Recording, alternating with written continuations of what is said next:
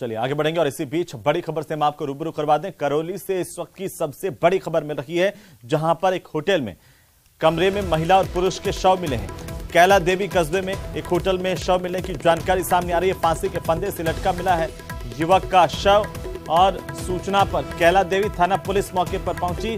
मृत हालत में पड़ी मिली है युवती की लाश और सूचना पर कैला देवी थाना पुलिस ने मौके पर पहुंचकर घटनास्थल का मुआयना किया है। मृतकों की पहचान की कोशिश की जा रही है और इसी बीच कई तरह की चर्चाएं हैं। जैसे ही जानकारी मिली पूरे इलाके में सनसनी फैल गई। एक साथ युवक युवती के शव बरामद हुए हैं। कैला देवी कस्बे में एक होटल में ये शव बरामद किए गए हैं। पुलिस ने मौके पर पहुंच करके साक्ष्य जुटाए हैं और साथ ही साथ शिनाख्ती की कोशिश की जा रही है कि आखिरकार ये मृतक यहां तक कैसे पहुंचे, क्या इनके पीछे की वजह रही। तमाम पहलुओं को लेकर के पुलिस की जांच जारी है। करौली से सबसे बड़ी जानकारी सामने आ रही है। कैला देवी में होटल में 2 शव मिले हैं। एक युवक का शव फांसी के फंदे से लटका मिला तो युवती का शव नीचे फर्श पर पड़ा था। बहरहाल जैसे ही पुलिस को जानकारी मिली है, पुलिस मौके पर पहुंची है। पूरे घटनाक्रम को लेकर के जांच शुरू कर दी गई है। प्रारंभिक तौर पर जानकारी जो सामने आ रही है, युवक युवती की मौत की खबर है, जहां पर सुसाइड से भी इनकार नहीं किया जा सकता। लेकिन तमाम पहलुओं को लेकर के पुलिस की तफ्तीश हो रही है। जांच के बाद ही साफ हो पाएगा कि आखिर इसके पीछे की वजह क्या है, कैसे ये संदिग्ध मौत हुई है। संदिग्ध मौत की खबर मिल रही है। युवक युवती के होटल के कमरे में दोनों की लाश बरामद की गई है। पुलिस को जानकारी मिलते ही पुलिस की टीम मौके पर पहुंची। साक्ष्य जुटाने की कोशिश की गई। युवक युवती की पहचान करने की भी कोशिश की जा रही है। उनकी शिनाख्त अभी तक नहीं हो पाई।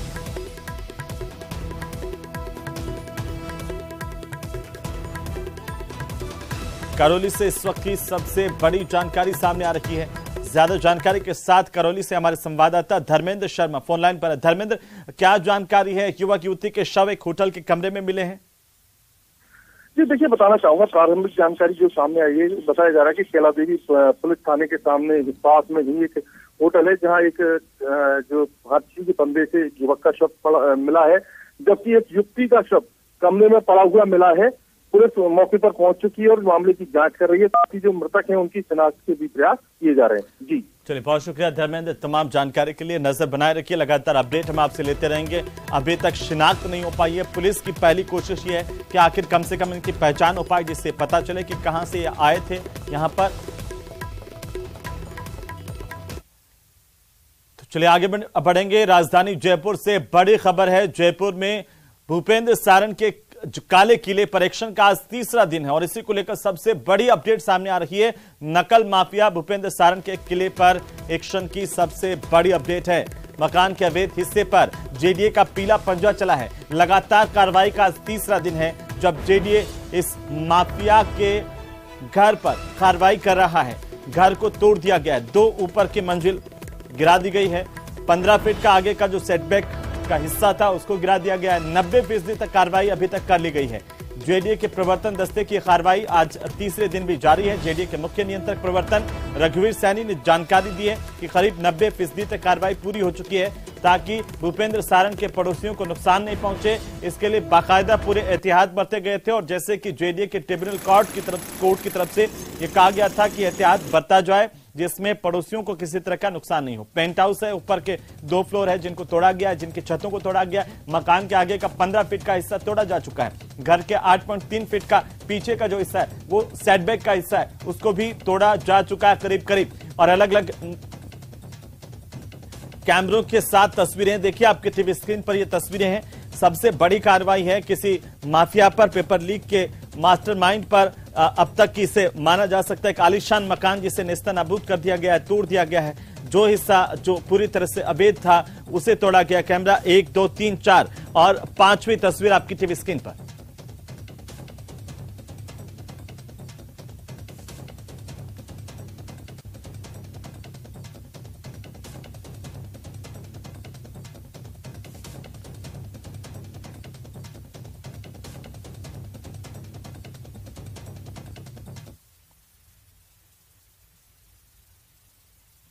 वरिष्ठ अध्यापक भर्ती परीक्षा में पेपर लीक मामले में मास्टरमाइंड माने जा रहे भूपेंद्र सारण के मकान पर तीसरे दिन भी जेडीए की कार्रवाई जारी है। तस्वीरों के जरिए आपको दिखाना चाहेंगे कि किस तरह से यहां पर जो पीछे का जो हिस्सा है जिसमें कि सेटबैक 8.3 फीट छोड़ा जाना था वो नहीं छोड़ा गया था।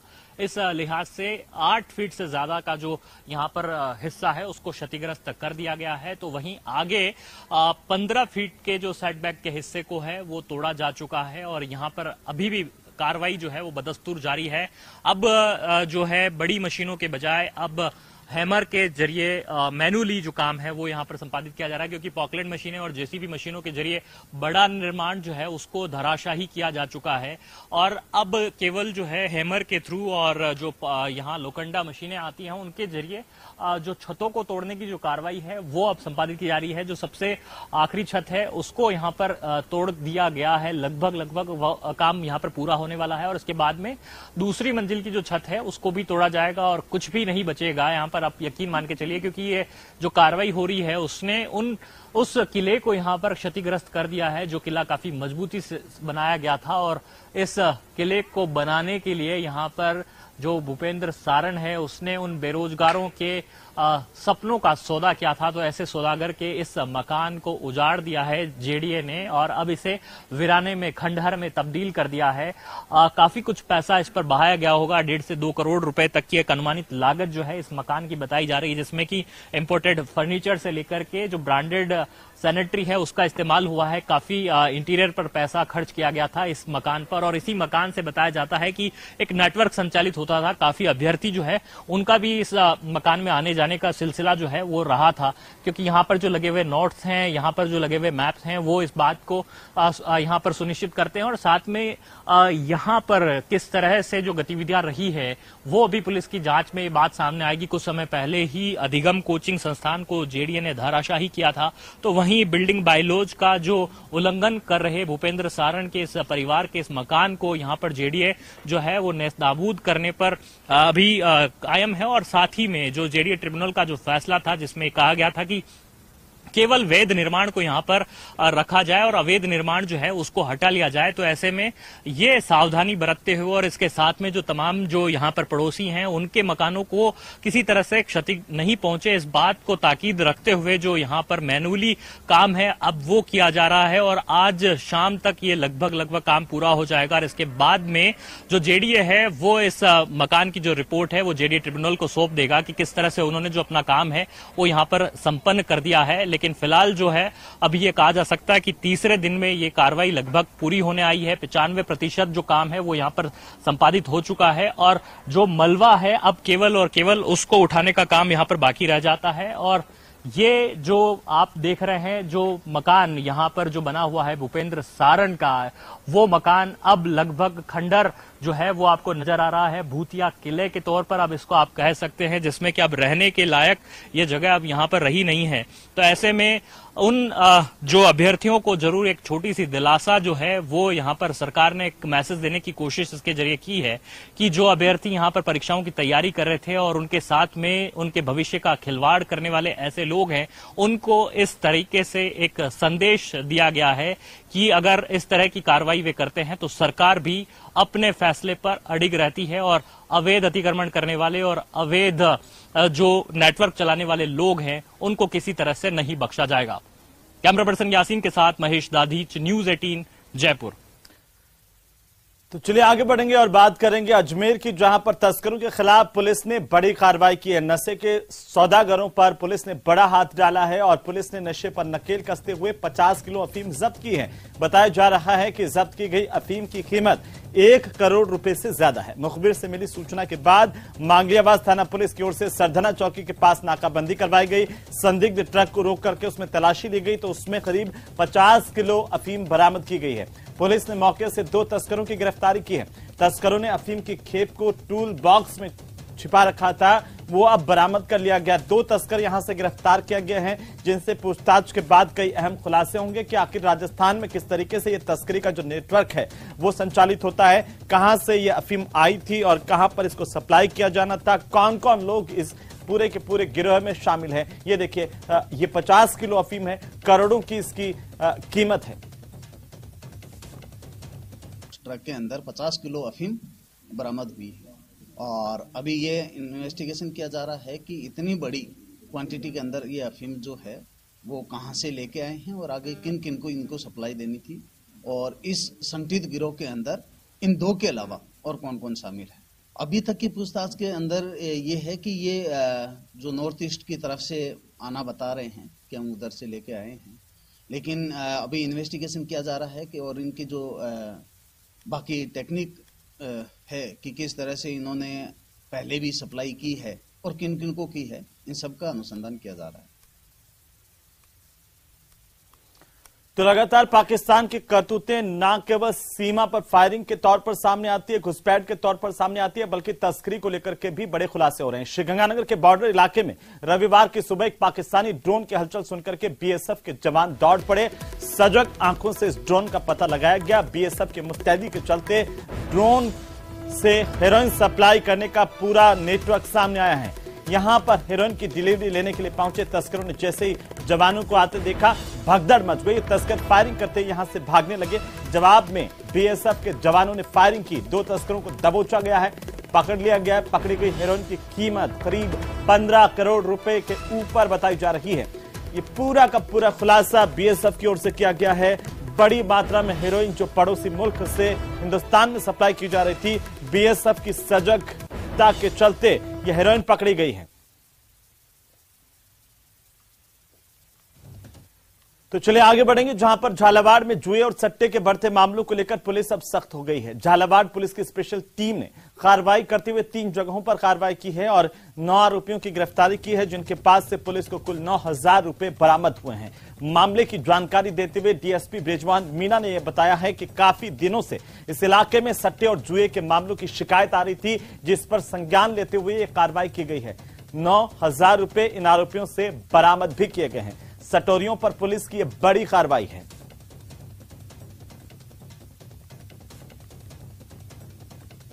क्षेत्र में जुआ सट्टे की लगातार शिकायतें आ रही थी कई दिनों से, तो इसमें आज मेरे द्वारा अपनी टीम को भेजा गया। तो अलग अलग स्थानों से 3 जगह से जुआ सट्टा खेलते हुए लोग मिले, जिनसे लगभग 9,000 की राशि बरामद की गई और कुल 9 जनों को अभी गिरफ्तार किया गया। तो वहीं जोधपुर के गैस त्रासदी हादसे से सबक लेते हुए जिला कलेक्टर के आदेशों के बाद रसद विभाग अब पूरे के पूरे चूरू जिले में अभियान चला रहा है और विभाग की ओर से होटल संचालक, मिष्ठान भंडार आदि जगहों पर लगातार चेकिंग की जा रही है, कार्रवाई की जा रही है। और इसी के तहत रसद विभाग के प्रवर्तन अधिकारी पंकज शर्मा, तारानगर के प्रवर्तन अधिकारी ने अपनी टीम के साथ दूसरे दिन भी कार्रवाई की है। वहीं वार्ड 13 में मिठाई की दुकान में 5 घरेलू सिलेंडर का इस्तेमाल हो रहा था, टीम ने इन्हें जब्त कर लिया है। बाकी व्यापारियों को भी इस बात की विशेष हिदायत दी गई है कि जहां पर कमर्शियल सिलेंडर का इस्तेमाल होना है, वहां पर अगर घरेलू गैस सिलेंडर्स का इस्तेमाल पाया गया तो उनके खिलाफ कड़ी कार्रवाई होगी। आज जो कार्रवाई आज श्री गोविंद बालाजी स्वीट पे की गई है, वो कार्रवाई इनके कोई नजदीकी पड़ोसी हैं हनुमानमल जी, उनकी शिकायत पे की गई है। साथ में जिला कलेक्टर महोदय के जो निर्देश हैं घरेलू सिलेंडरों के व्यावसायिक दुरुपयोग रोकने के संबंधित, उसके रोकथाम के संबंध में की गई है। सरदारसर में पूर्व में भी इससे संबंधित कार्रवाई 2-3 दिन से की जा रही है। पूरे जिले में इस प्रकार का अभियान चलाकर जो घरेलू सिलेंडर हैं उनके दुरुपयोग रोकने के लिए की। उधर कोटा शहर में गोमती फाटक के पास एक दर्दनाक हादसा हुआ है, जिसमें बाइक सवार दंपति की मौत होने की खबर है। आपको बता दें कि 1.5 साल का एक मासूम यहां पर घायल हुआ। इस हादसे में जानकारी के मुताबिक बाइक पर सवार होकर दंपति अपने 1.5 साल के बच्चे के साथ घूमने के लिए निकले थे और तभी भामाशाह मंडी के पास गोमती फाटक पर हाइड्रा ने बाइक को टक्कर मारी, जिससे हादसा हुआ। इसके बाद तीनों को तुरंत अस्पताल ले जाया गया, जहां पर डॉक्टर्स ने पति पत्नी को मृत घोषित कर दिया। वहीं मासूम का इलाज अस्पताल में जारी है। मेरे पास मेडिकल कॉलेज पे पुलिस पे लगे हुए धर्मराज का टेलीफोन आया कि कोई अपने वो गोमती कांटे के आसपास में कोई एक्सीडेंट हुआ है और दोनों को यहाँ मेडिकल हॉस्पिटल में भर्ती किया था। उनका दौरान इलाज मृत्यु हो गई। इस पर मैं यहाँ आया हूँ और जो प्रॉपर्ली जो कार्रवाई होती है वो कार्रवाई कर रहा हूँ। तो वहीं जयपुर ग्रामीण से भाजपा सांसद कर्नल राज्यवर्धन सिंह राठौड़ की पहल पर युवाओं में खेलों के प्रति प्रोत्साहन को लेकर के जयपुर ग्रामीण संसदीय इलाके में जयपुर महाखेल कबड्डी प्रतियोगिता का आगाज किया गया है। फुलेरा कस्बे के ग्राउंड पर कबड्डी की टीम रोजड़ी वॉरियर्स और बालाजी स्पोर्ट्स एकेडमी के बीच में ये मुकाबला खेला गया, जिसमें बालाजी स्पोर्ट्स एकेडमी की तरफ से 29-12 के फासले से ये मैच जीत लिया। फुलेरा में आयोजित होने वाली प्रतियोगिता में फुलेरा विधानसभा क्षेत्र की काचरोदा, रोजड़ी, सुरसिंहपुरा, हिरनौदा, खेड़ीराम, तेजिया कबास, जयसिंहपुरा, काजीपुरा, खंडेला, नौरंगपुरा, सांभर और फुलेरा नगर की टीमें हिस्सा ले रही हैं। इस मौके पर कई लोग मौजूद रहे और इस प्रतियोगिता का आगाज सांसद राज्यवर्धन सिंह राठौड़ ने किया। उन्होंने खिलाड़ियों से मुलाकात की, उनका हौसला बढ़ाया। सीमाएं होती हैं वो सारी गल जाती हैं और यहाँ पर एक साथ पूरे सब लोग मित्र बन जाते हैं और स्वास्थ्य में भी बढ़िया रहता है और पूरे मस्तिष्क से भी बिल्कुल चुस्त रहते हैं। अभी आपने देखा यहाँ पर अपनी बेटियां खड़ी हुई थी, ये सारी पीटीआई बनी है, खेल में आगे बढ़ रही है, ओलंपिक्स में पदक जीत रही है हमारी बेटियां, बीएसएफ सीआरपीएफ सेना के अंदर हमारी बेटियां जा रही हैं। आज जयपुर ग्रामीण में सभी हमारे साथियों ने मिलकर ये जयपुर महाखेल का आयोजन करा है। इस बार कबड्डी करवा रहे हैं, 2017 से लगातार हम ये खेल के टूर्नामेंट करवा रहे हैं। और अब बात अंतर्राष्ट्रीय ऊंट महोत्सव की। बीकानेर में आज अंतर्राष्ट्रीय ऊंट महोत्सव के तीसरे दिन और आखिरी दिन रायसर के धोरू में अलग अलग कार्यक्रमों का आयोजन किया जा रहा है। भव्य कार्यक्रमों में बड़ी संख्या में सैलानी भी शरीक हो रहे हैं। इसमें कबड्डी, कुश्ती समेत कई प्रतियोगिताएं भी शामिल हैं। वहीं धोरू पर सजे धजे ऊंटों को देखकर देशी विदेशी पर्यटक कार्यक्रम का लुत्फ उठा रहे हैं और बड़ी संख्या में यहां पर शिरकत कर रहे हैं। रायसर से उत्सव का जायजा लिया हमारे संवाददाता विक्रम जागरवाल ने। कुछ खास तस्वीरों के साथ उन्होंने तमाम चीजें देखी और वो तस्वीरें आप तक पहुंचा रहे हैं कि देखिए किस तरीके से यहाँ पर न केवल स्थानीय खेलों को मोटिवेट किया गया बल्कि राजस्थान की कला और संस्कृति और खासतौर पर राजस्थान के ऊंट की जो झलक है अब वो यहाँ पर लोगों को दिखाई और वो तस्वीरें आपकी टीवी स्क्रीन पर। वहीं बीकानेर में इंटरनेशनल कैमल फेस्टिवल के दौरान डॉक्टर करणी सिंह स्टेडियम में मिस मरवन और मिस्टर बीकाना प्रतियोगिताएं भी आयोजित की गई हैं। देशी विदेशी पर्यटकों के विशेष आकर्षण का ये प्रतियोगिताएं केंद्र रही हैं हमेशा से। इस बार भी भव्य आयोजन हुआ। एक और जहां पारंपरिक वेशभूषा में सजे धजे रोबीले वीर रस से ओतप्रोत गीतों के साथ कदम ताल करते हुए रोबीले नजर आए, अपने मूंछों का प्रदर्शन करते हुए नजर आए और राजस्थान की कला संस्कृति का प्रदर्शन करते हुए नजर आए। तो वहीं नक्शे श्रृंगार के साथ युवतियों ने मिस मरवन प्रतियोगिता में अपनी भागीदारी निभाई है। बहुत अच्छा लग रहा है। हमारे लिए गौरव की बात है कि हम अपनी संस्कृति को सबके सामने लेकर आ रहे हैं। आज जैसा कि मॉडर्न टाइम आ गया है, लोग अपनी संस्कृति को भूलते जा रहे हैं, तो हमें ये अवसर मिला तो हमें बहुत अच्छा लगा।